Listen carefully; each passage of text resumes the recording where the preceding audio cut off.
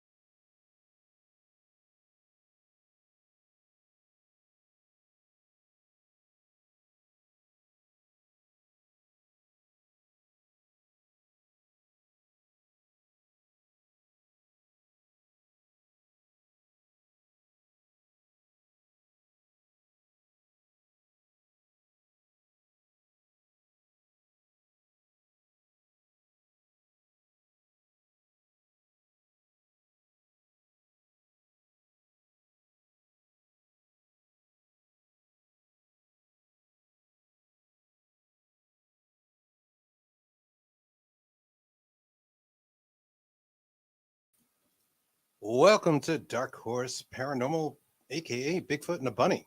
Let's see, Renee is out there saying we don't have sound. What's up? Can you guys hear us? Let us know if you cannot. Hello, Bob Burnell. How are you? Hello, Barbara Woodbury Spare. How are you? Happy Thursday. Hope you guys are doing great. We have a great guest for you guys. Sounds good to Bob. All right, we're going to go with that. Renee, maybe it's on your side. But thank you so much for joining us. And, we kind of don't know what to call the live show. I know a lot of you guys know that we're doing some kind of pre-recorded video stuff now. We're putting that together. We don't know which to call Dark Horse, which to call Bigfoot and the Bunny. We don't even know why we have two names. But I don't know. You let us know two shows you want for the, the live show. One will be live. One will be pre-recorded with additional video stuff. And it's going to be real neat. We're busy at work with that. All right. Yeah, Joe says sounds good too. All right. So Thank you. Consensus is we can be heard. That's good news. So did you guys see the thing with the Mexican aliens? kind of crazy before Mexico's Congress yesterday. Some not very real looking aliens, but we're going to share some details. We're going to talk about it with our guest, and along with a lot of other things. We've got a great guest for you guys tonight. Her name is LeBain, and I'm just going to bring up her information here that I had ready to go, and I don't have ready to go anymore. How's that work out? How's that work, Kristen? How do I do that? I don't know. We both do. Oh, I know why. Because I put it on something so I wouldn't have to bring up a tab. Stop. Common sense. Get you anywhere. Yeah. Well, her name is LeBain, and she is an ET experiencer, UFO researcher. She's the author of a 6-book series, Who's Who in the Cosmic Zoo, a guide to ETs, aliens, exoplanets, and space controversies. It's a nonfiction book series that discerns disclosure of alien life and its effects on our culture and religions. She's originally from New York City and was educated in Israel. She received a social sciences degree from the Biological Research Center at Negev in 1979, a department of Ben Gurion University, where she was schooled in Biblical Hebrew and science, and then went on to receive an astronomy degree from the Hayden Planetarium in New York City, where she began her serious study of cosmology. She spent 2 years working as a counselor and social worker, assisting missionaries in apartheid South Africa during the early 1980s, which very, very honorable thing to do. Yes, very. Her close encounters caused her to dig deeper into what has become a 44-year journey to get to the truth about UFOs, aliens, ETs, gods, goddess, and angels, and how they all fit into our end time scenario. So let's bring her right on and we'll get right to it. Good evening, Ella. Good evening. Good evening. It's great to have you. Thank you for having me. I love the name of your show. It's so clever. Thank you. Thank you very much. And that's the Bigfoot and the Bunny one, right? Yes. Because we go by two names. And because we had different nights and we were going to change our focus, and do like more paranormal based stuff on one night and then more like ancient civilizations, UFOs, different things on the other night. And scheduling just got so weird, and we just love everything. So we feel it's all connected and really should be under the same umbrella, phenomenology, right? Yes. So it's all phenomenal. Well, it's just part of different expressions, different names. Just like as women, we have our married name and our birth names, and we're still who we are. Yeah, exactly. We are who we are at the end of the day. Yes. What was your take on this Mexico alien, maybe Peru alien? I saw some mixed messages about that, and something happened in 2017. What did you think of that? Well, I can't really say for sure because I didn't see them myself or do any sort of research on it, just based on what everyone knows is what's been reported. But I did find a correlation to the bodies that were found in Siberia a few years ago. And so they're saying that they're very similar. Whether they're the same type of alien, I don't know, but it's interesting that this is all coming out now. There's quite a few researchers, and the recent American whistleblowers are kind of skeptical about it, of the authenticity of it. So I'm kind of going to reserve judgment on it until more data gets released. That's probably wise. I mean, we don't know everything about it. And a lot of people are assuming, really from the look of them, looking like stone ETs, that they can't possibly be real. And, Peru already has a history of things like Atacama mummy. Yes. And also the Nazca lines, which are back in the news today. Yeah, they're back when obviously they're real. Yes. They're coming up like they're something new. Indeed. I agree with that. Yes. I mean, it is interesting, all this stuff coming up, and it is part of our apocalypse. That's a word, that's a Greek word, which translates to revelation and disclosure. So we are living in it. So, everybody's waiting for the next shoe to drop. And, maybe this was a carrot. Maybe it was a distraction. They certainly look a lot like E.T. They do. They do. They You really know? do. Yes, And they distraction was Kristen's first thought. 'Cause Yes. we were talking about it before It's the like, show. And it's like, what are they hiding? There's something they're distracting us from. Which is kind of Look like over how here. Look we're over starting to be, right?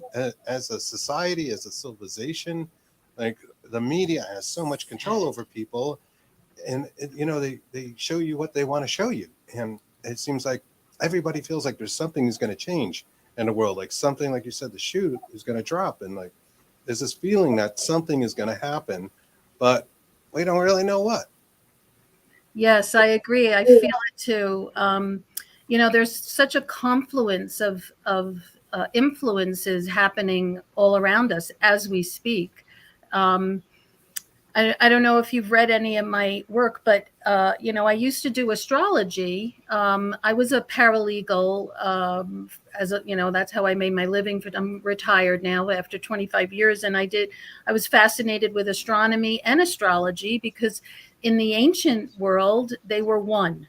They weren't separated. When we went through after the Renaissance and the scientists were rebelling against the church, that's when they separated. So I'm always intrigued by how this stuff, has a way of coming back to, it revolves. So, but I sort of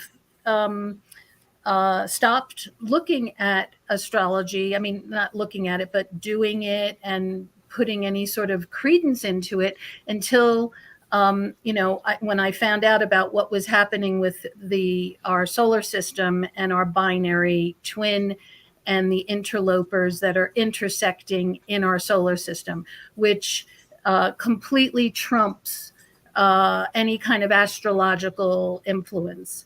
I mean, except of course, new moons, full moons, eclipses and stuff like that. But we have planets, we have exoplanets that are here. And we're seeing them around our sun, and we're seeing them on a regular basis. And and we're not just seeing planets; we're seeing gigantic spaceships that are showing up in the SOHO, the HelioViewer, the LASCO coronagraph, the GOES. I mean, we have a ton of space tech up there. So. There's a confluence of things going on. And I kind of like traced it back to the 1980s during the Reagan administration when NASA sent IRIS out into the further edge of our solar system and came back with a very clear picture of Nibiru. And that was 1983. And when they showed it to President Reagan, that began a series of an executive order that basically put a blackout on it. So up until that point, astronomers were looking at it, studying it. It was in astronomy magazines. Since the 1930s, they were always looking for Planet X. And then, of course, when Zecharia Sitchin's books were published, everyone was talking about Nibiru because we wouldn't really be calling it Nibiru if it wasn't for Zecharia Sitchin, because that was his translation of it. Mm-hmm. So it's interesting that from that point, during the Reagan administration, he was also responsible for putting up the what he dubbed the Star Wars program, which was the SDI, the Strategic Defense Initiative. Mm-hmm. And so at that time that he was part of that trio, with him and Margaret Thatcher and Gorbachev, and the three of them got together and discussed all this and realized what was coming. And that's when they started putting not only weapons in space, but space tech to try to thwart and retard the global warming. Okay. Interesting. Well, I didn't know about the global warming aspect.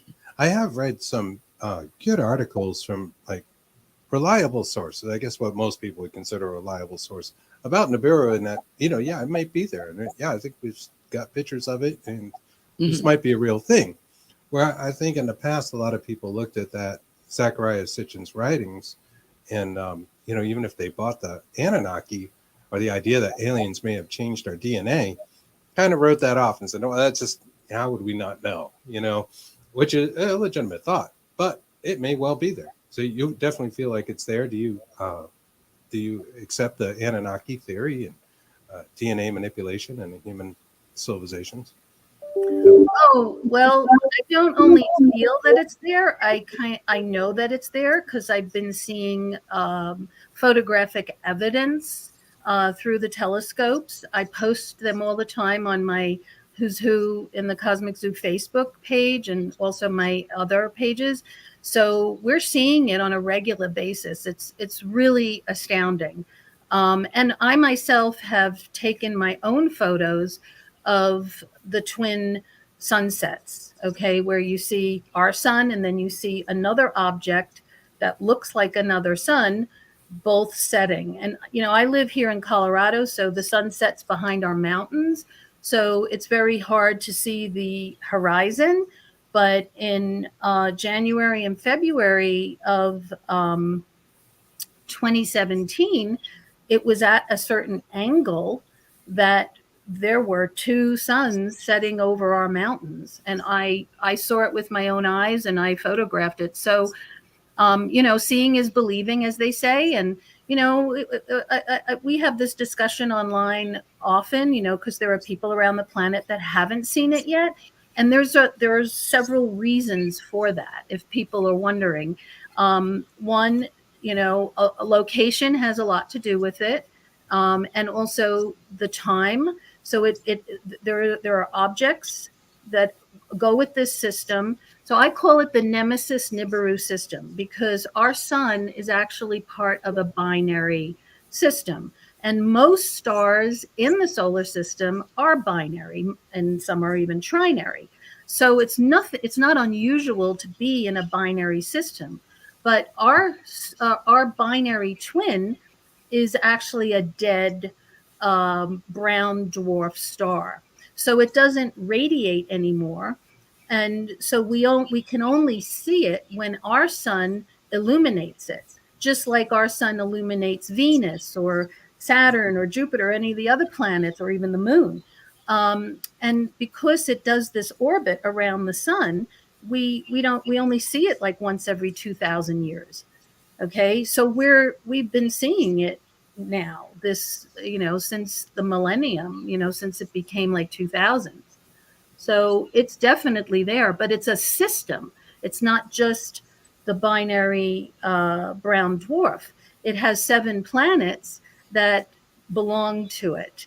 So, and moons, exomoons. So Nibiru is the elongated planet. It's like the redheaded stepchild, doesn't play well with the others, and that's the one that doesn't go according to all the other orbits. So it has this elongated orbit. It's tilted, and when it goes around its own dwarf sun, it also goes around our sun and intersects in our solar system. So when it comes around every approximately 3,567 years, it causes all kinds of earth changes. So when we look back on our timeline historically, we see that these were, took place when there were great upheavals on our planet. So, like, if you're wondering when was the last time it passed, that was during the Exodus in the Old Testament. So if you remember, there were all these, plagues. We've already gone through that a few years ago. And there were, all kinds of issues that created changes on the planet. Also pole shifts, which also happen at a larger cycle other than the Nibiru cycle, the precessional age. So what we're seeing now is a confluence of influences that are affecting not only us here on Earth, but the whole solar system. Somebody asked in the audience, and this is a good question, like where are they now that they have seen double suns? You mentioned the sunset and double moons. And yeah, that's a good question. Like, why isn't this like on everyone's radar if it's right there? That is a great question. So there's a few different answers to it. One, as I was saying, it's a system. So there's one planet which we call Big Red. It's not Nibiru, but it's one of the planets that belong to Nemesis that is orbiting our sun every 28 days. Okay, and we can see it when it comes in the front. It's like when it's between the Earth and the sun, and we can see it in the coronagraph, the SOHO, the helio viewer. In fact, I just posted pictures and a video of it as it was moving across our sun, and it's gigantic. It's definitely not Mercury, it's not Venus, and it's going around our sun every 28 days. So it eclipses our sun as well. Okay, and we have footage of that. Okay, so one part of that answer is timing. Okay, so if you happen to catch it when it's on the front side, okay, and it's not like right in the front and eclipsing, and it's either on the west or the east of the sun, you may see what looks like two suns because it's going to illuminate this planet, and the planet will look like another sun. So that's one thing. The other is location of where you are on planet Earth. Okay, so because it's seen mostly in the southern hemisphere, so places that are below the equator. However, our Earth has just recently tilted. Okay, and so the climate change we're seeing is like the temperatures. In fact, they just came out with the stats for the month of August was the warmest August that we've had to date. Okay, and we're seeing equator-like temperatures that are moving into the Gulf of Mexico. So Right. that has to do with the tilt and the fact that our magnetic poles have shifted 40 degrees. So we used to have the North Magnetic Pole in the Canadian Arctic, and now it's in Siberia. Okay, so we're continuing to move towards this shift, this pole shift. So what fascinates me is, I like connecting dots, okay? Because it's like whatever is happening has happened before. There's nothing new under the sun. So I find the Bible prophecies really fascinating. That's what got me into all of this, were these prophecies. And one of the prophecies in the book of Isaiah talks about a pole shift. Okay. In fact, there's multiple prophecies about this red star that passes the earth, that is also known as the Messianic to the Jews. It's known as the Messianic star, the Messianic red star. And then I saw, well, it's not only in that literature, it's also in the Greek. They called it Hercubolus. It's also in the Chinese literature. They called it the red dragon. So it's always described as red. That's why I was saying, your background is like this red planet that's coming, and it's like It's appropriate.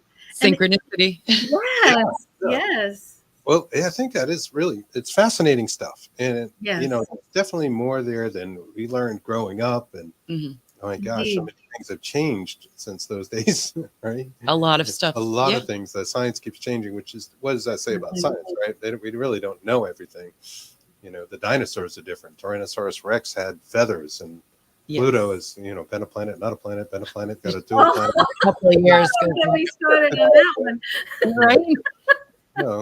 There's all kinds of things going on. So, Yeah. I think it is good to keep an open mind and Yes. and take this stuff in bits and pieces and just say, maybe there's something there. We just haven't figured it out yet. I think that's true of a lot of phenomena. I love agree. I'm sorry, the what is it? Is it archaeoastronomy Yes. point of view? It's like millions of years. And I love that. Well, we love that. Like we, could have other, they just said in the news again. I was telling you earlier, but just now when I looked again, it says now they're going with, I'm trying to think of the name. It wasn't Nibiru, or how do you say it? Nibiru? I just call it Nibiru. Nibiru, but I forget. I mean, it just depends on your language, where you come from. It's I That's don't what I think tell it's him as right or well. wrong. Yeah. It's interesting. The Hopis, they chimed in on it as well, and it's part of their the end time Hopi prophecy. So to the Hopis, they called it Kachina.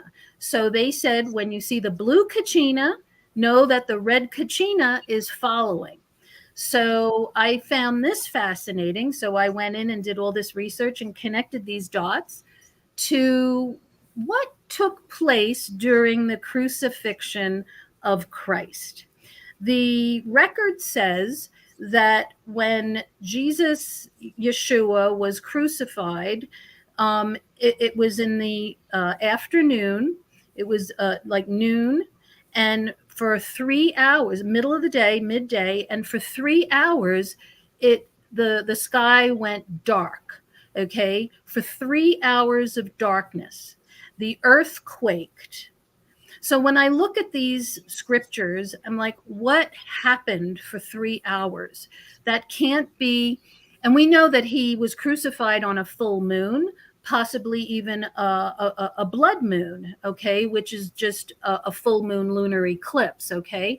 But that is not going to create darkness, because a lunar eclipse is a full moon, and the moon is not in front of the sun, creating a solar eclipse, which would create maybe 5 minutes of darkness. What could have created 3 hours of darkness in the middle of the day? So I went and traced all this stuff back and found that it was this blue planet that now our astronomers are now calling Planet 9. So as you were saying before about, is Pluto a planet? Pluto. So I have a chapter in my book, The Heavens, repeat after me, Pluto is a planet. and here's why. Okay, so Jim Brickman, the NASA chief, even said this. He came here to Colorado, talked to the CU University students, and he was like, as far as I'm concerned, Pluto is a planet. Why? Because we've been there.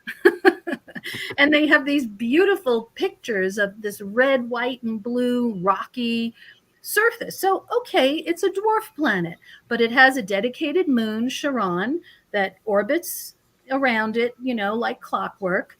Pluto orbits around our sun every 268 years. And according to the ancients, they counted it as a planet. Okay, so why did they demote it? Okay, the International Astronomical Union, the IAU, and the Hayden Planetarium, I mean, they were involved in it, is because of this ongoing cover-up, okay, that I started to tell you about, that began in the 1980s under the Reagan administration, that they knew that this planet, this whole system was coming in. And it is so married. It is so intricately connected to the UFO cover-up. It's like one and the same. Okay, so the UFO, or which we call the truth embargo, was also covered up because of the Star Wars program, because they wanted people to think that they were putting this up there to protect America against, Russia or China. Okay, which I'm not saying isn't part of the mix. Okay, that is too, but it was really about the aliens. Okay, because of what happened during World War II. So, when you look at the history of what happened during World War II, what Hitler was involved with, which were these inner Earth aliens. He was given technology. He was given spaceships from them. They helped him to exterminate the Jews and a bunch of other people. Okay, so people have to ask why. So this all goes back to, it's ancient. It's an ancient cosmic war that's been happening on this planet over control, over who gets to rule this sector of the solar system or the universe or whatever, and us. Okay, so when you, Chris asked earlier about like how do I feel about the Anunnaki? Well, the Anunnaki, the whole what Sitchin gave us through these translations were somehow misunderstood, in my opinion. So I felt like, because I met him, I interviewed him, I sat and listened to his lectures. He came to Colorado 3 times. And I felt like, and I had a near-death experience the year that he died. So I felt like I had to set this record straight for people out there, because it was like creating all this confusion that, oh, the Anunnaki created us. Okay. And I prove in my books that that's not the case. And because the Earth women, the story tells us, and it's repeated in multiple cultures, even in the Old Testament, in the book of Genesis, that the Earth women were on the Earth before the Anunnaki came. So they implanted Earth women. So how could they have created humans? They genetically manipulated humankind. Okay, they didn't create. That's the difference, right? There were people. Yeah. Right. Yes. And also, our history goes even further back into the antediluvian periods, where we had civilizations, advanced civilizations of Atlantis and Lemuria. Okay, which all went down in a flood. Okay, a major flood that the archaeologists today are seeing evidence of. They're saying that there was more than one, and then there was an ice age, and then there was another, and then of course we have what we call Noah's flood, which is in the book of Genesis. But it was almost the same story that led up to this flood. Okay, and that was genetic manipulation, hybridization, mixing and matching genes and species that shouldn't be mixed together. That was going against the laws of creation. So, it's like it's a hierarchy. And that's one of the things that I lay out in my first book is this hierarchy of these kingdoms. So we don't think, you and I were Americans, we don't think in terms of kingdoms anymore, right? Because we won the American Revolution, and enough of the monarchy, right? Oh, you need to know. Well, what do we got here? Okay, I don't know, bupkis, but Right.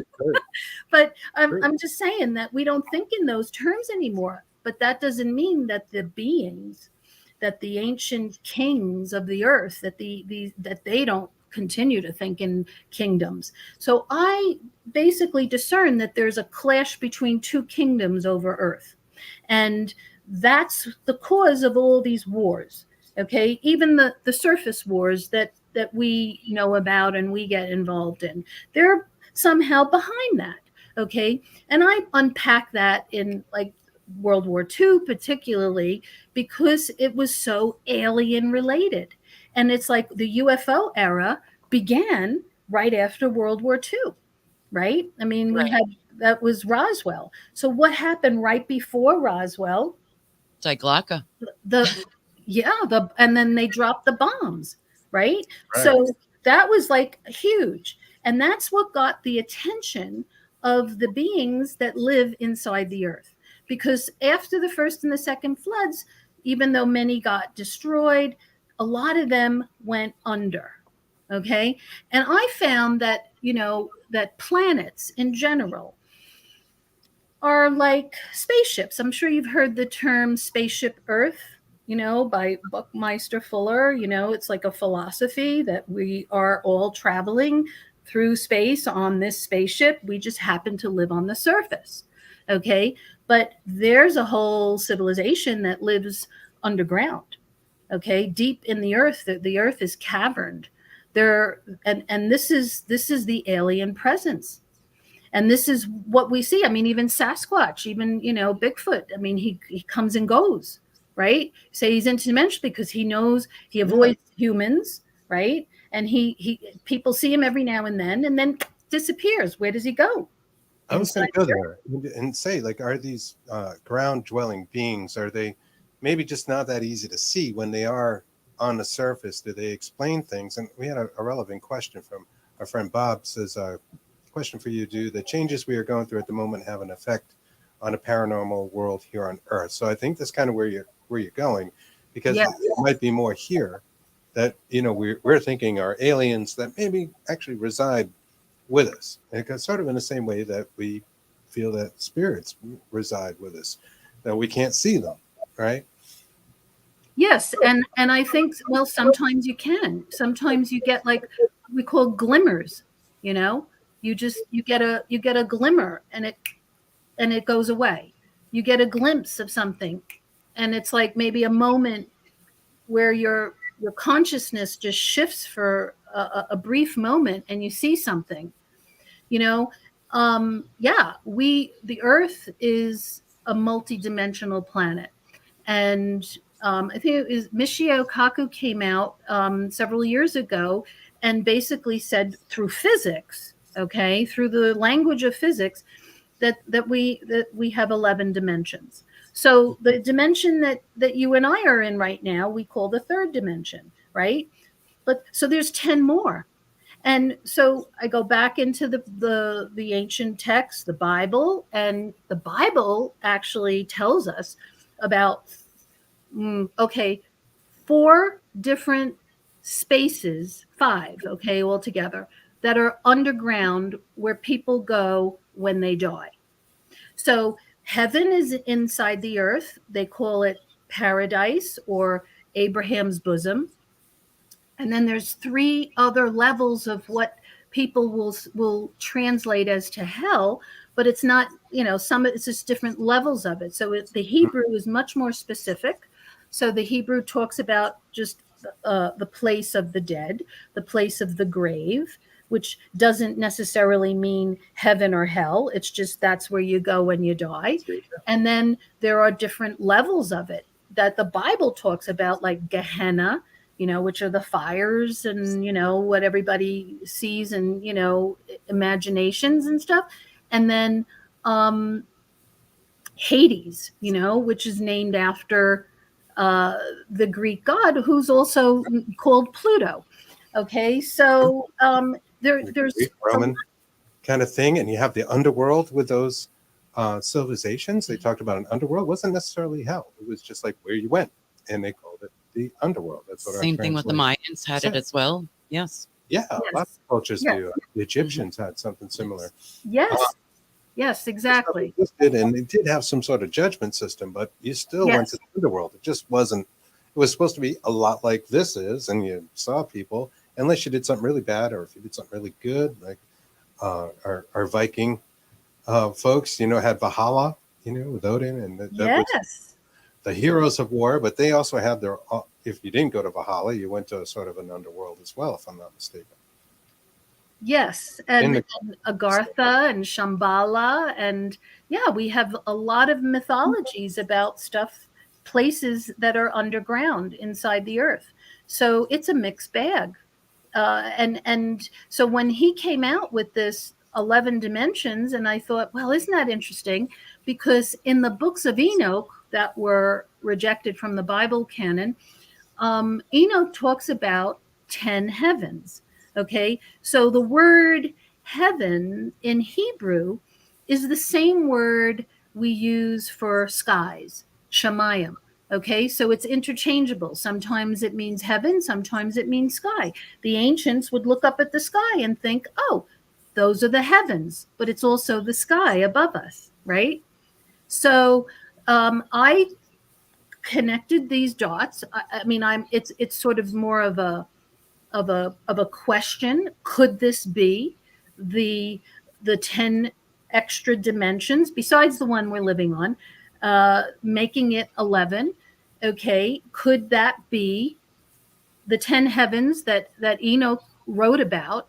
Is the extra 10 dimensions, okay, that the physicist declared there's 11 dimensions to Earth.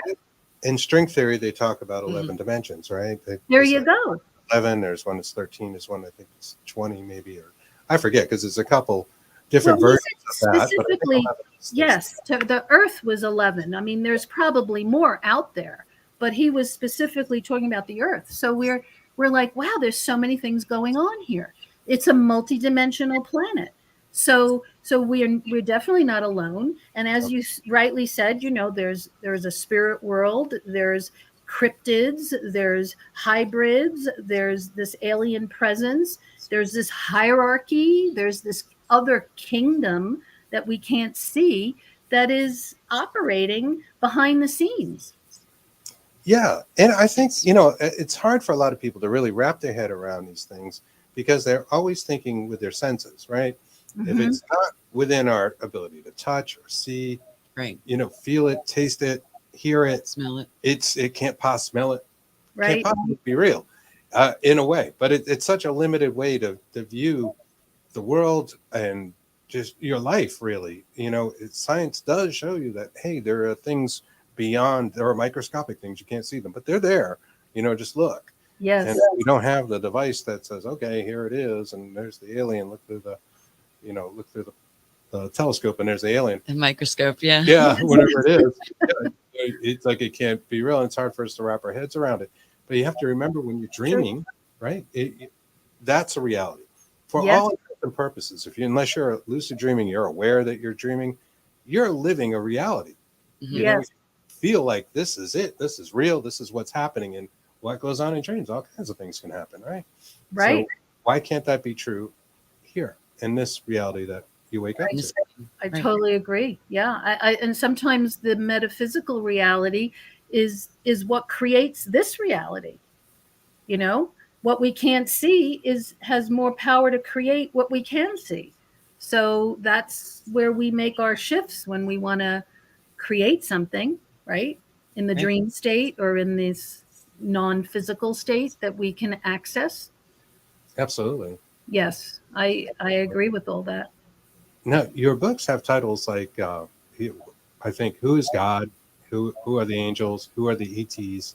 It's a 6-volume set, if I'm not mistaken. Yes.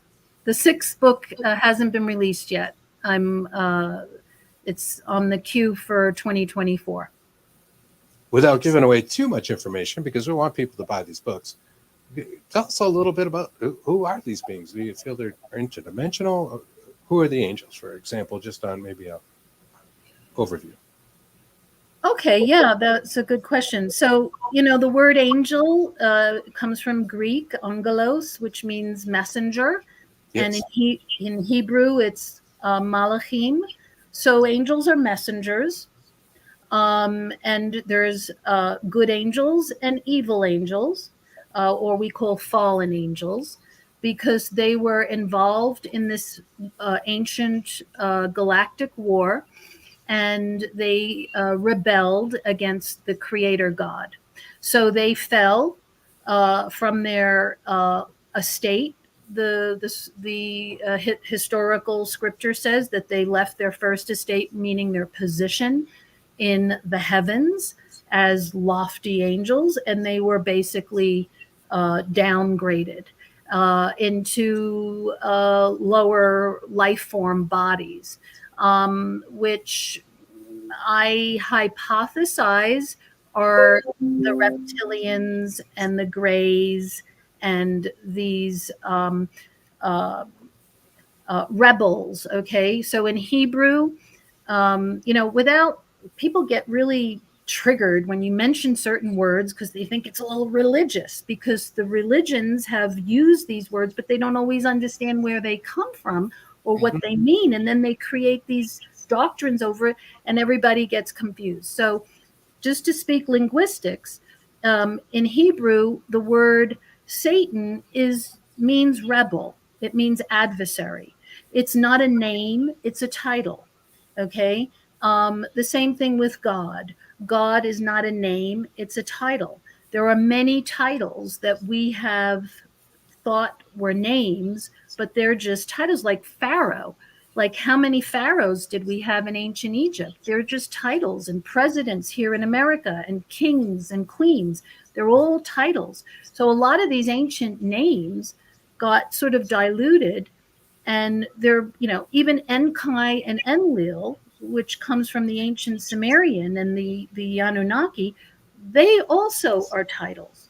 Okay, so you can read about all of this in the literature because there were more than one.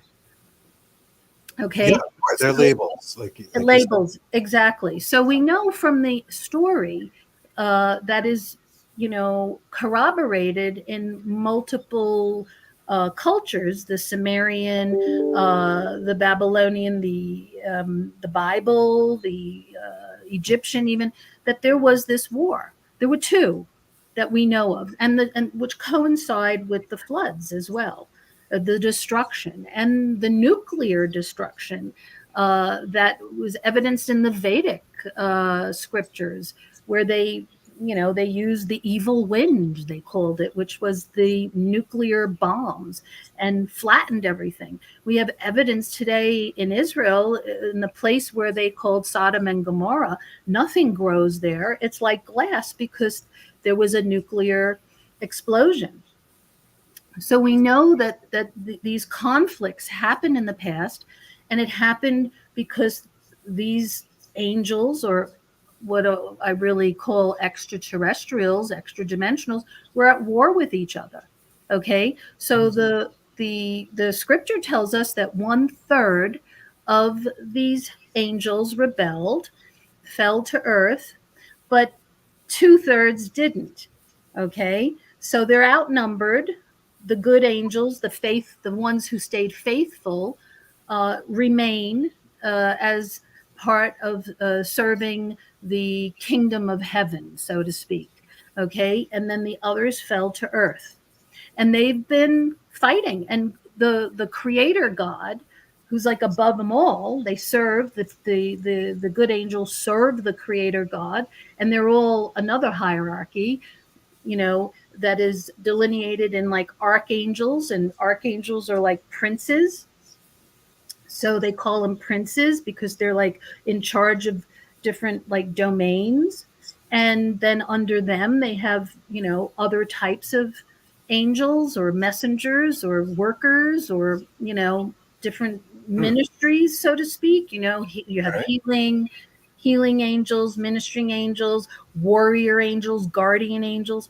So all of that is described in my book, Who Are the Angels? And I wrote it so that people can discern, like, who they may feel that they are experiencing in their lives or interacting. And, there's an old saying that, you teach what you need to learn. So I had to learn discernment because, I was misled thinking that I had these so-called guides or angels around me, and turned out that they were grays. They weren't really angels. So when I woke up to that in the 90s, I had a lot of awakenings, and around 1995, a lot of stuff happened to me. I fired them. Like, no, you're not going to be guiding me and guarding me, because you're misguiding me.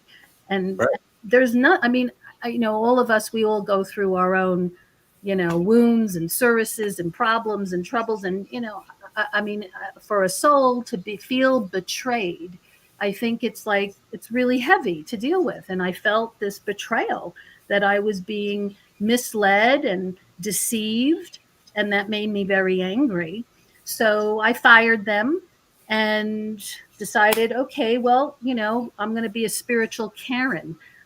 I'm going to go up to the top guy and speak directly the Lord of Lords, the King of Kings, the God of Gods, and plead my case. And so I did. And I had this near-death experience in February 7th of 2010. And I met Yeshua again for like the 6th time in my life. He seems to be the most constant of all the beings I have encountered, and downloaded pretty much the whole book series. And it's just been, processing and publishing and, moving words around. And since then, so. The reason why we have all these labels and why you have legions of demons and things of that nature, right? Legions, good word.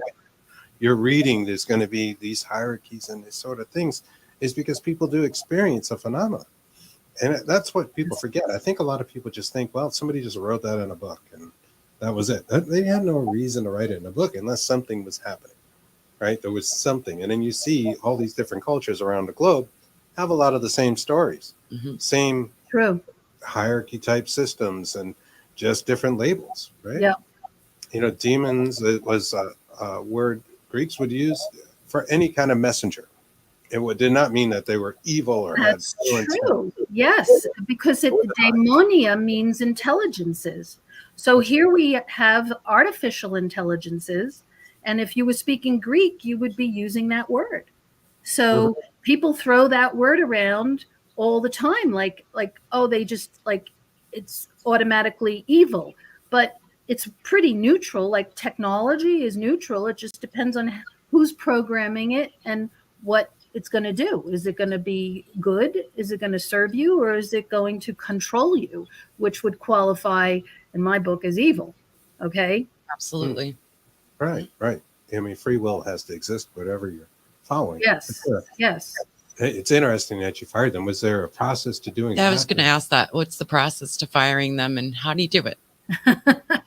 Well, so my experience in the legal field has given me like a way to look at things, that it's not just the physical realm, as we already talked about, but the spiritual legal realm, spiritual legal ground. So everything that we get involved in somehow comes down to our agreement. Okay. And so I broke agreements. I broke contracts, ancient contracts, stuff that I don't even remember that happened before I was born, stuff that was on my bloodline that I inherited from my parents, my ancestors, that I don't even know about. And this is a thing that abduction, goes by the bloodline. And so I looked and I thought, wow, isn't that interesting that when you go back to the Bible, the first, the Old Testament, every chapter seems to start with a whole long list of this one begat that one, and that one begat that one, and then it goes on and on and on and on, right? And it's all about these bloodlines. So if they, okay, the gods, the angels, the God of gods are concerned about our bloodline, well, of course, the other guys are too.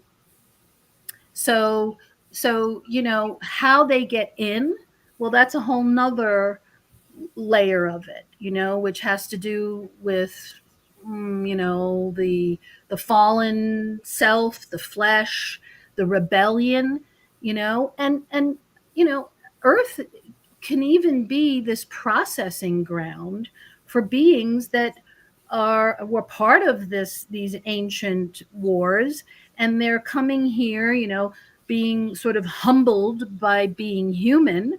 Okay, let's face it. I mean, we're spiritual beings, we're souls having human experiences, right? So, and to some, that's a humbling experience, especially if they're lofty and they've come from some other place and they've been punished for some pretty bad things that they've done in the past. So God, in his mercy, in his grace, gives them another chance to get things right.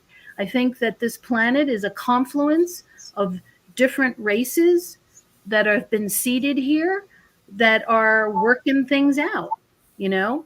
So We've talked to people that said that was why we have so many wars, and that goes with, I think it was Grendel Cheese that was saying, well, why would the aliens want us all fighting each other? Yeah. Well, it may be that, I guess this was what was theorized on a different episode, that the aliens had come, more or less, different aliens had seeded different parts of the planet. Therefore, our genetics were slightly different, and they maybe, this group didn't like that group and that sort of thing, or wanted control. Control, fighting over that. Do you think there might be truth to that? Absolutely. I mean, I was raised Jewish. Okay, so why do they hate us so much?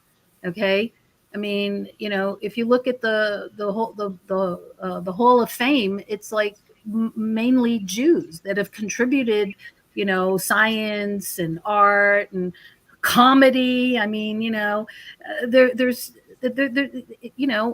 I don't. As a child, I could never understand why they hated us so much until I started unpacking and getting into all this material and seeing that these are ancient wars against, between these gods. Okay. And the God of the Jews, okay, who, his history is in the Old Testament, but that's only a part of it, because the Church of Rome, okay, they came in with doctrines, official church doctrines of anti-Semitism, which led to official doctrines of sexism and misogyny. So, being a woman, being Jewish, I'm like, this is all very sort of like raw and like, well, I'm a nice person. Why do they hate me just because I'm Jewish or just because I'm a woman? And what they did with these doctrines, which started in 325 AD, was they subjugated groups of people, because the beings that were in charge of the Roman Empire are waging war against the God of Israel. Okay, so that's our most recent war, okay, that we're still working out. It's not over yet. In fact, the final battle, according to the prophecy, is going to happen at the end of this timeline in Israel, in an ancient space portal. So this is where Sitchin's material comes in, because one of the things that he uncovered through the Sumerian texts was Jerusalem was a space portal. Okay, so it didn't stop being a space portal. All right, it still is a space portal, and in my opinion, these beings are fighting over it. Okay, and I just saw a question about the pyramids. Yes, there's pyramids all over the planet, under the water as well. Okay, and these were energy conduits, containers to pull in free energy. Another thing that they've subjugated and suppressed. Okay, because why? What is it about us? So here's my take on this. Okay, so when you were asking earlier, is that we were genetically downgraded. So a lot of people think that the ETs came and intervened, and they're the missing link, and they brought us up from the ape man, the primate, to Homo sapiens sapiens. Mm-hmm. I say go a little deeper down the timeline into the past, and you'll see that that's actually not the case. Okay, human beings were advanced human beings lived on this planet before all of this drama, this historical drama happened. Okay, I say that the book of Adam and Eve that was suppressed, but there's about 100 books, 100 scrolls that the Church of Rome suppressed and rejected from the Bible canon because of control, because of power and control. So here in America, we have what's written in our Constitution, the separation between church and state, for a good reason, because the ancient world didn't have that. So in ancient Rome, it was one and the same. So when they made a policy, a political agenda, it was about their religion and it was about their policy, and it was one and the same. There was no separation. So they made decrees. These are legal, written down decrees that became spells. Okay. Why do we call them spells? Because they use words. Okay. And words create spelling. So this is stuff that people are still being influenced by. Okay. And part of our journey to be free and to find deliverance and freedom and liberation as free souls of this universe is to unravel this and get out from under it, because it's oppressive. Okay. And it's certainly not the will of the Creator God, who made, according to the scripture, men and women equal. Okay. So I find it really interesting that this scroll, the war of the Lord, the scroll of the War of the Lords, was suppressed. And in it, I think it was Scott Hunter who recently came across it in some treasure hunt. And this is, the Vatican sits on 53 miles underground of this ancient library. All the books. Oh, yeah. Right. They have these books in there. So why would they put so this one really caught my attention, because it basically unravels the name of the ancient God of Israel as male and female. Okay, that the goddess and the god were one. Okay, it wasn't one over the other. It wasn't, patriarchy versus matriarchy. It was both of them as consorts, partners, working together. Equality is not sameness. Okay, you can be equal and not be the same.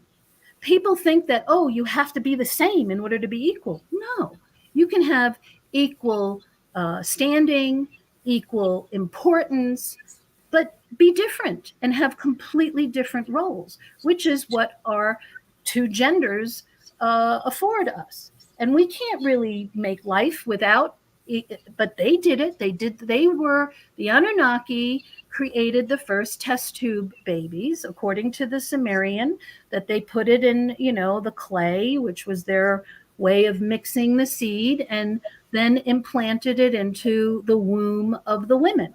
So again, nothing new under the sun. This is also what's happening during alien abductions is women, okay, have been implanted with egg fetuses, that the egg can come from a different woman, the sperm comes from some other man. They put it together in their own lab, and then they insert it into a completely different woman just to incubate until the time is up, and then they abduct you again and take the baby. So this happened to me. Okay, so I am speaking from experience, as well as this is also in the literature. So this is an ongoing issue, okay, that they've been manipulating genetics. And we're still doing it today, okay? I mean, you can have designer babies. You can go and say, I want this, I want blue eyes, I want this, all that kind of stuff, right? Yeah, CRISPR. CRISPR. Yeah. So, it's a battle. And so what are they doing, and why they keep everybody just keep going and rolling over is because there's an alien group on this planet underground that feeds off of what our emotional energy puts out, okay, that we can't see, we feel it. And the Monroe Institute calls it loosh. So it's your emotional energy, your passion. And whether that passion is good or bad, it doesn't matter to them. They're after because why? Because they are soulless. And I find it so ironic that people talk about, that the Greys, for instance, need our DNA. They need to do stuff because we're helping them evolve. Well, I don't know, I mean, if you look around, there's not that humans aren't that evolved. So why are they using us to help them evolve when we're really not all there? You know what I mean? Mm-hmm. Okay. I mean, no offense to anyone. We've been we've been suppressed. We've had our DNA downgraded. So what I unpack in my books, I start with book 1. This is my conclusion of book 1, is that the Anunnaki didn't create us. They genetically downgraded us. From the 12 strands of DNA that Adam and Eve walked in the Garden of Eden, they walked, it says, in their glory body. So these are books which I recommend everybody to get. You can get them on Amazon. I quote them in my books, is the first and second books of Adam and Eve. It's known as the Apocrypha. And it tells the whole story, the story that they didn't put into the Bible, about this whole cosmic drama that went on between the creator God, the angels that intervened to save the humans, the being that we now call Lucifer, Satan, who was this serpent, bipedal, luminous serpent being. And this was all before all the curses got doled out. Okay, so what we have in the book of Genesis, in the beginning of Genesis, is a brief synopsis of that entire drama that you can read the whole thing. If only those 2 books were included in today's Bible canon, we'd be a whole different species, okay? Because we would understand this spiritual war over us, okay? And you know, and they manipulated it by saying, oh, it's the woman's fault. So they had to blame the woman. And that created, you know, centuries of domestic violence and all kinds of problems that we're now coming out of. We're, you know, people want to be free of all this stuff. The scripture says that all of creation moans and groans for the redemption of the Lord. Okay, every religion, every culture has a belief of a Messiah, of some kind of savior, something that's going to come from outside of ourselves and intervene and lift us up out of this matrix, this prison, this, you know, suffering, this tribulation that everyone is feeling, even the animals. Okay, so and the beings that are inside the planet too, and that's why, you know, I write a lot about this because of the religious pieces that, you know, Christians, because they don't have the full story. Okay, so they're only dealing with a piece of it. Okay, so they have half truths. Okay, and I always say, well, be careful of half truths, that you don't get hold of the wrong half, because the other half is not the truth. It's a lie. We're talking about collections of stories when we're talking about Bible. Anyways, you know, I don't know that it was written by God or anything like that. In fact, I feel turned off by it in a lot of ways. I don't even know if it's on a genetic level, or I think it's more just the way in my lifetime I've seen it used to control other people. Right. In more modern times and historically, like the Middle Ages and that kind of thing. Like you mentioned, the repression of women and that sort of thing. Like, we're so against that. We've ended up becoming these sort of polytheistic, heavy metal hippie people that don't really fit in anywhere, you know. So, but I think there's some really good information there. It's just been hard to disseminate, you know, from where it's used as a control mechanism versus like what might have actually happened to the people that wrote those stories. I agree. I think that there's the presence of what I call a religious spirit. I mean, the Bible calls it a spirit of religion, which is a demon, an intelligence, a spirit, all of the above, even entities that come in and implant people to keep them sort of, you know, confined in these religious fundamentalisms. Okay, that don't help people move forward or become free, but keep them more in bondage, and they create wars. Okay, you can be this, but you can't be that, because if you're this, then you know the rest of the math doesn't add up. There's got to be something wrong with you.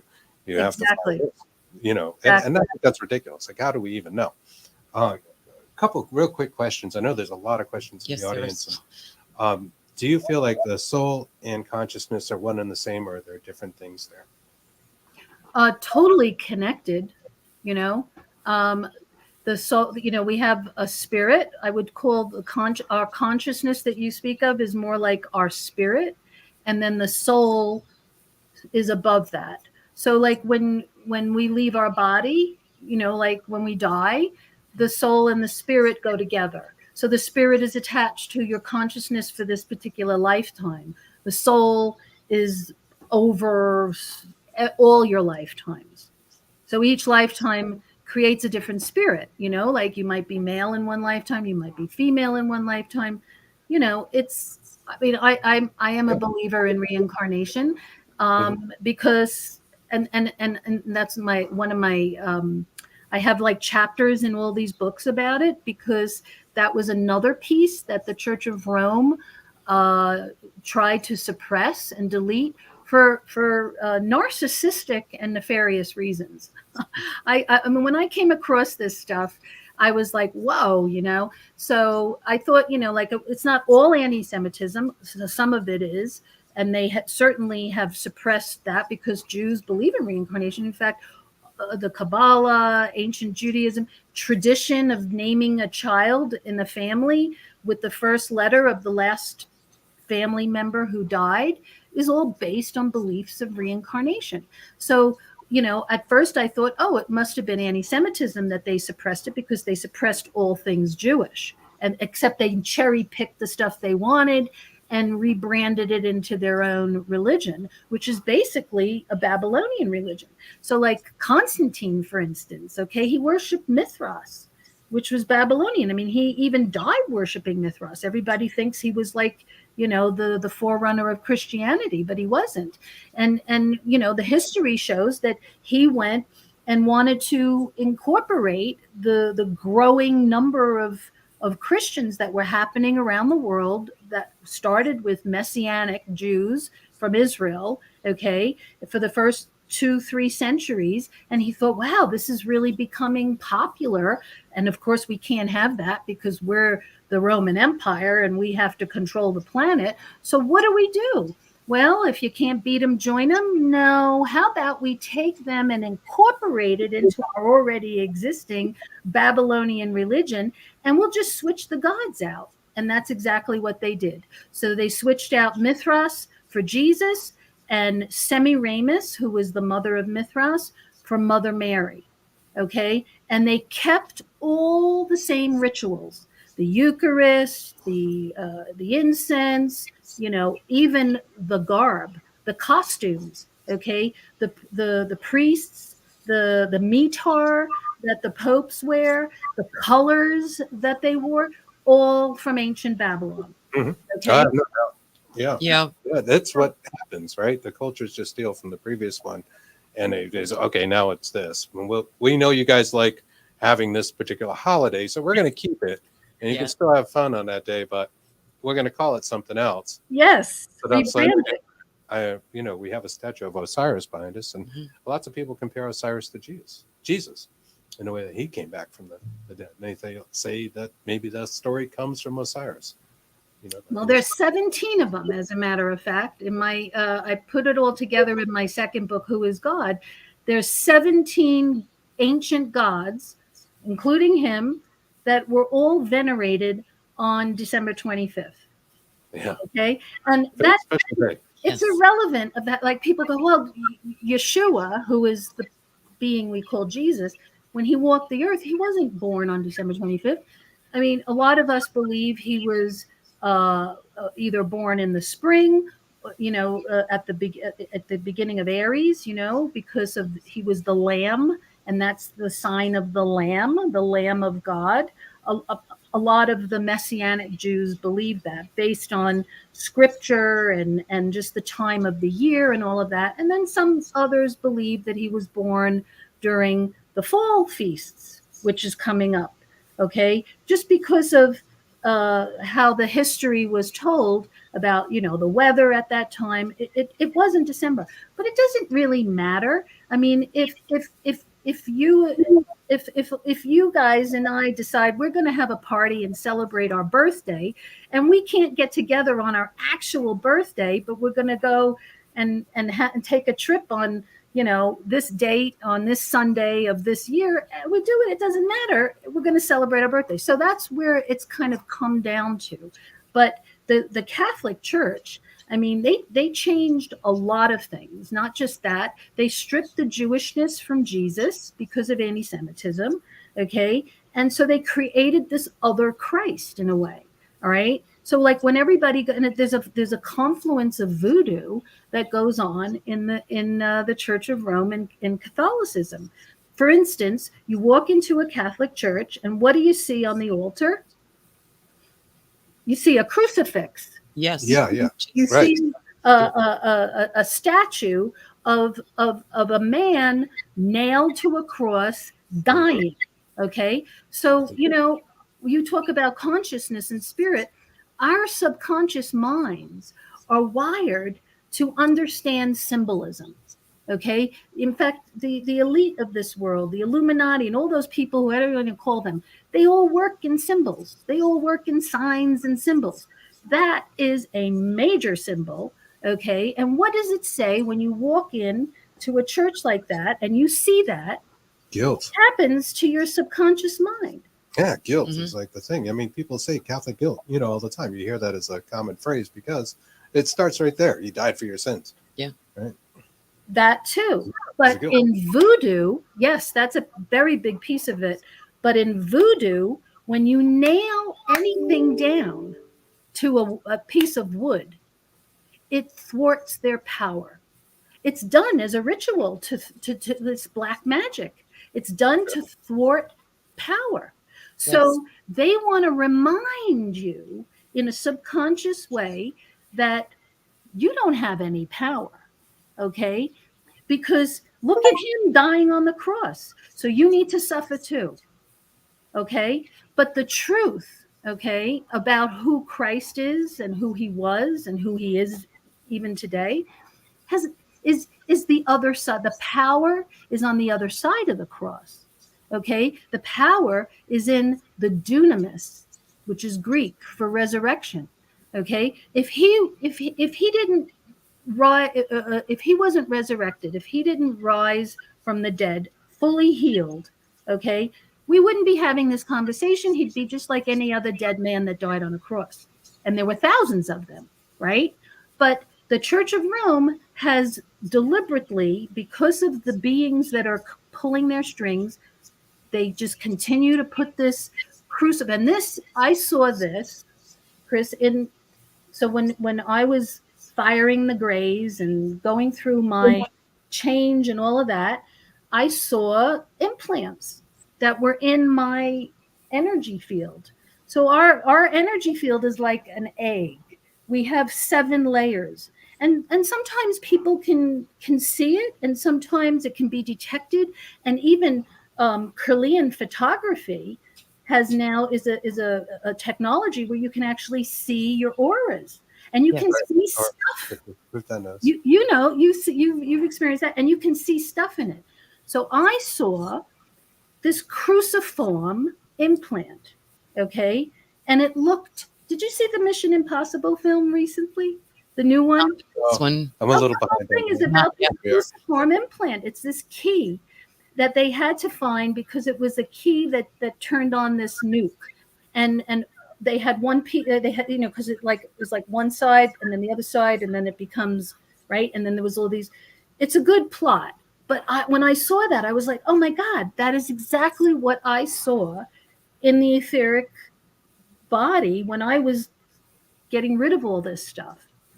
So these are etheric implants, and I know everybody focuses on the physical, okay, because of, Roger Lear and how he went and literally removed alien implants out of people's bodies. And that is a layer of it.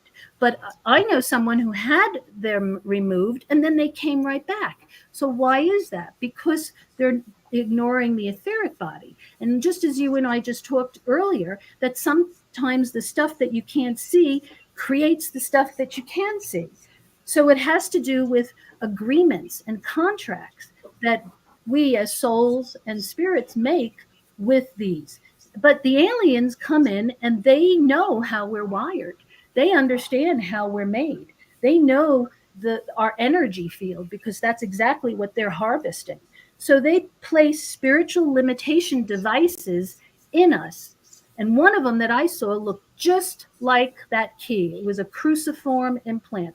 And what it does, it's like a religious spirit. It keeps people down. It's like we were just talking about, like the Catholic Church and how they just want to guilt trip everybody. And, you know, not to say that there aren't good Catholics out there. There are. Yeah, Okay? I'm not trying to say that. I No, know some of our, I have some of my best friends are Catholics, and Not you know, my other side of the family was Catholic. So, and they're good, you know, well-intentioned, good, you know, they want to be good, they want to do good. So I'm not saying anything against them, but I'm saying that the Church of Rome still continues to influence people to this day. And why does the Pope, okay, today's Pope, live in an assembly, the Pope's room, that is shaped like a serpent? And it doesn't even have a cross in it, okay? There's not even like a regular, it's just like, forget the crucifix. You know how like you go into a church and you just see a cross without the crucifix? Doesn't even have that. Okay. And then I got into it a little deeper and I'm like, what are they doing there? Why are they so like, you know, odd and off and not really true Christians? And they're not. They're worshiping Lucifer. Okay. So if you can go to their YouTube channel, okay, and you can listen to their mass and you can hear them in Latin invoke Lucifer. Okay, they actually believe that Lucifer is Christ.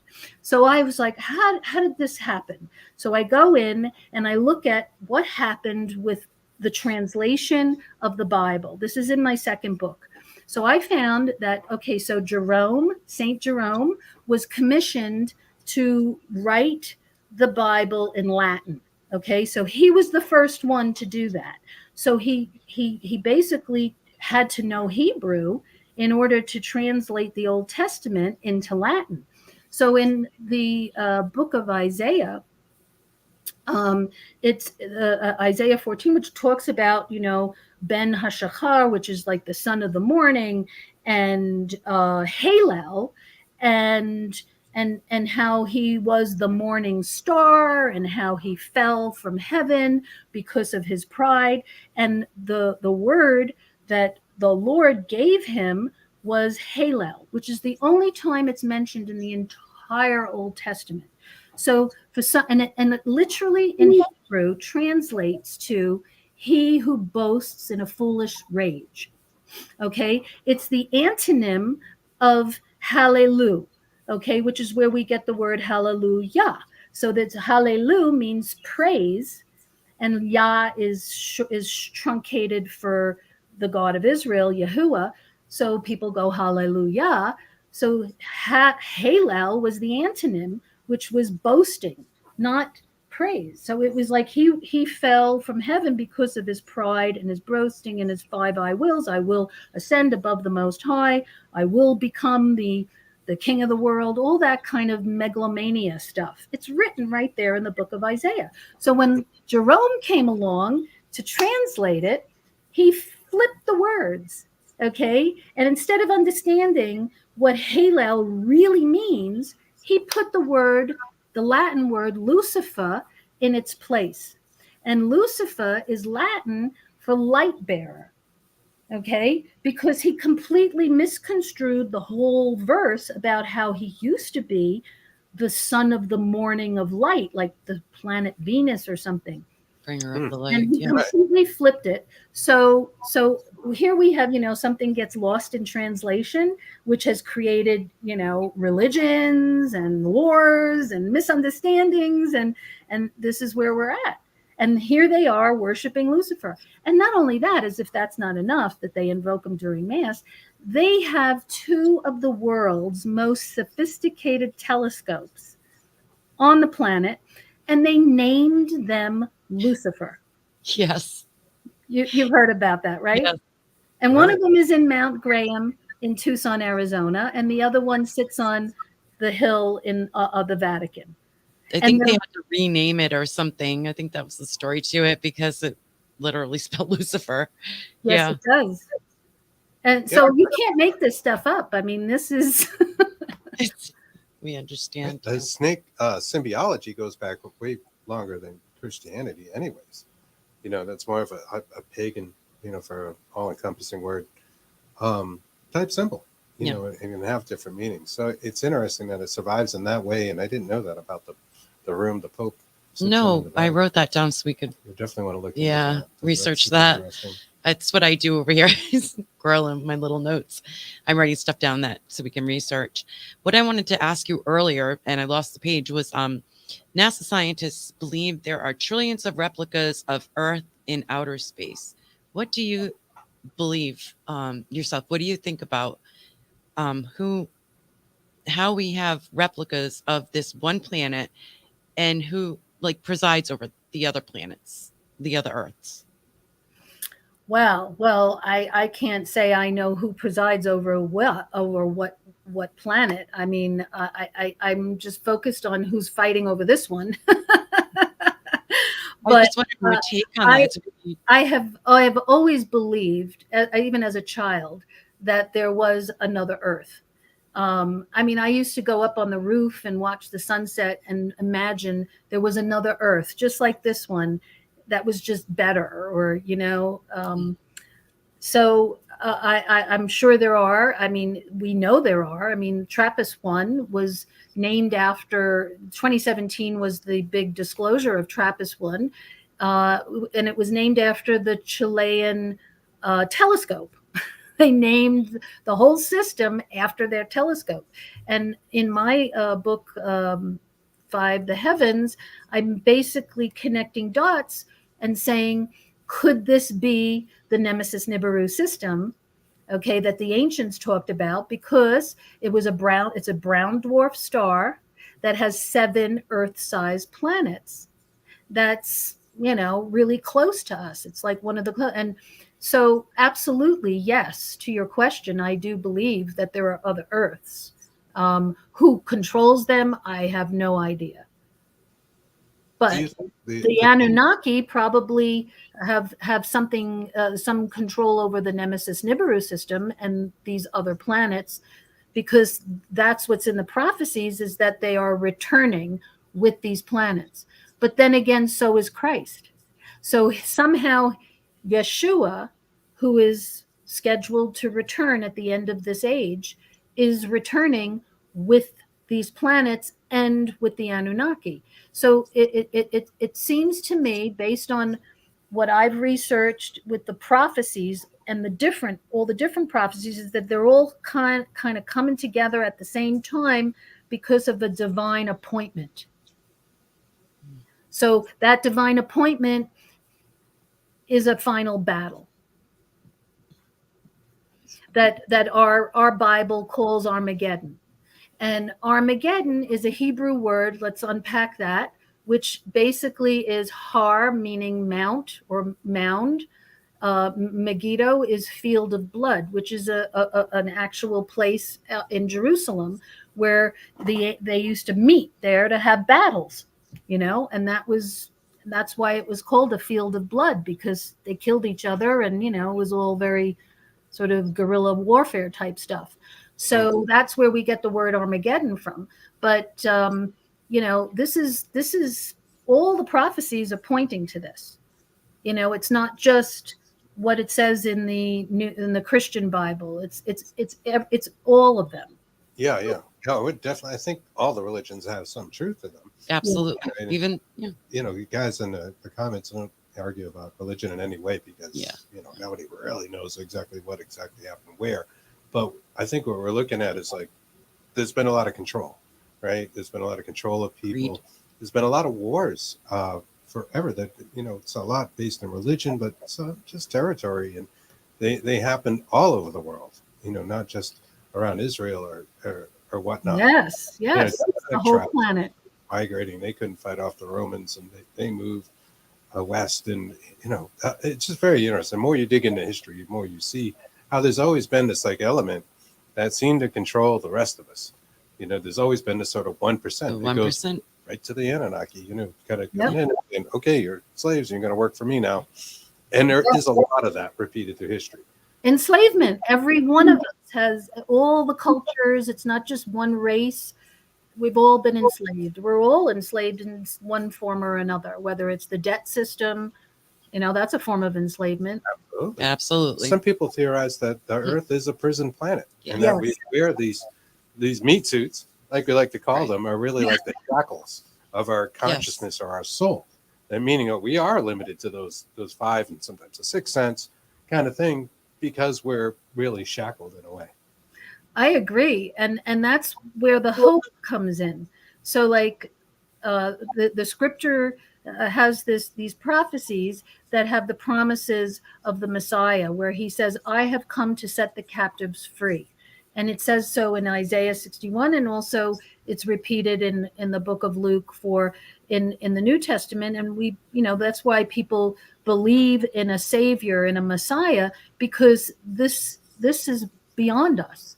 I mean, no amount of creating your own reality and the law of attraction and all that kind of stuff can change what is way bigger than us, okay, which is to restore us to our natural state that God created us in the image and likeness of the gods, which was all 12 strands of DNA firing. That's what they didn't want. So they downgraded us so that they could control us, so that they could create a slave race, so that we could have enough intelligence to follow orders and do their bidding. And then they have this human farm on planet Earth. And what are they farming? They're farming loosh, our energy. So they keep wars going. We have this war happening here and this conflict happening here. And, It's hell. That would be the definition of hell. Psychic hell on earth. I agree. It's like psychic vampires, right? They're Like exactly psychic emotions. vampires, Emotional states. emotional vampires, all of the above. EVs. Yeah. Name of that show, but yeah. Yeah, we're quoting a show with the EVs thing, but can never remember the name of it. PV and EV. It's Yeah. so funny. They're It was vampires. just, they make humor of it, but it's pretty funny. But it does seem to be a thing, and it's a thing that people say in the paranormal about demons and these other entities that are just like sucking the life out of people, that they're feeding off their emotion states and controlling them so they'll be miserable, so they can get that sadness and pain and desperation. And they may very well be doing just that. Right. Attachment. Yeah. They want to keep everybody depressed and oppressed and oppressed. Yeah. I mean, well, this is what the pandemic was about. I mean, they took everyone's power away for a while. They, the economy, that's another big manipulation. Just why would they do that? I think in a way, though, like some people got a new insight out of it and kind of sort of like, well, what's the value of that? We made the best of it. We survived. Here we are. We celebrate our survival. When I can work from home or that kind of stuff. There's another side to that as well. That's true. And positive, That's true. We made the best of it. Right. We don't have all the answers, but we certainly like talking about these questions because we ponder them too. Let's talk about your books and that sort of thing and where people can find them. I know they're on Amazon, and I'm going to share a page here if I can make the little buttons work. My buttons won't work. I'm trying to share out some stuff. It just would not work. Here is Amazon. Too many tabs. Okay. Why StreamYard does it that way, I'll never know. It takes you to the tab, and then you can't see StreamYard anymore. Oh, there you go. So here we are. Let me scroll through these. I love the zoo theory. Just love it. I love it. It is a zoo too. Yes. There's just so many different things. In what order do we find these, or should we be reading them?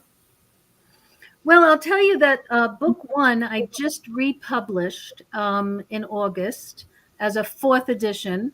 Talk about your battles. That book has been the source of many battles in my life, and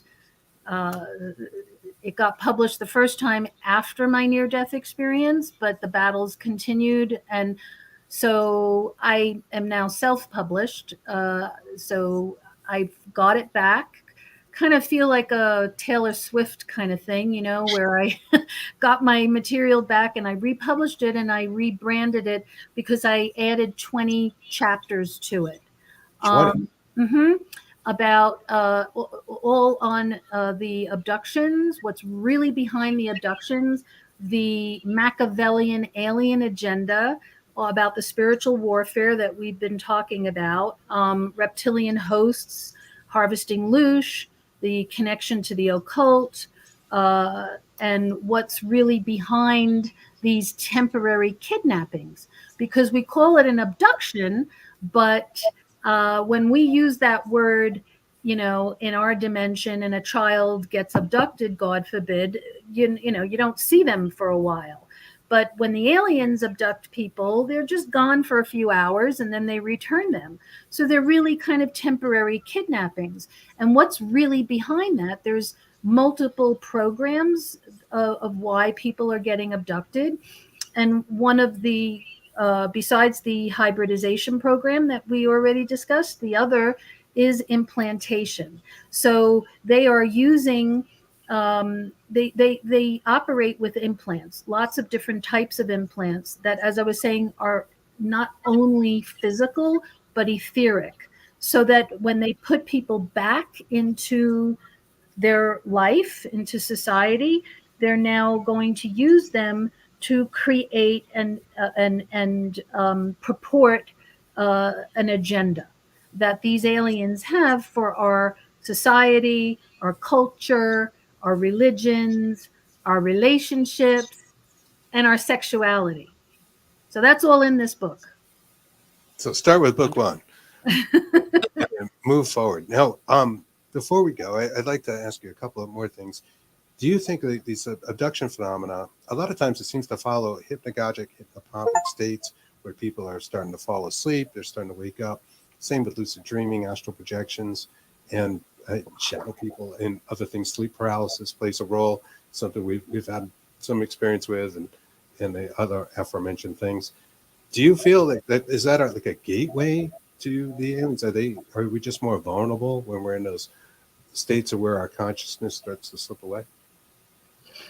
Yes, and that's a really good question. And the word you used, hypnagogic, I use that too, because that's exactly what they're using, is the hypnagogic state.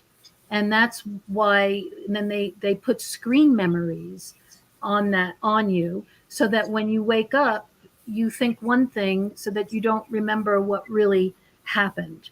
So they're famous for doing that, like almost like a screen saver.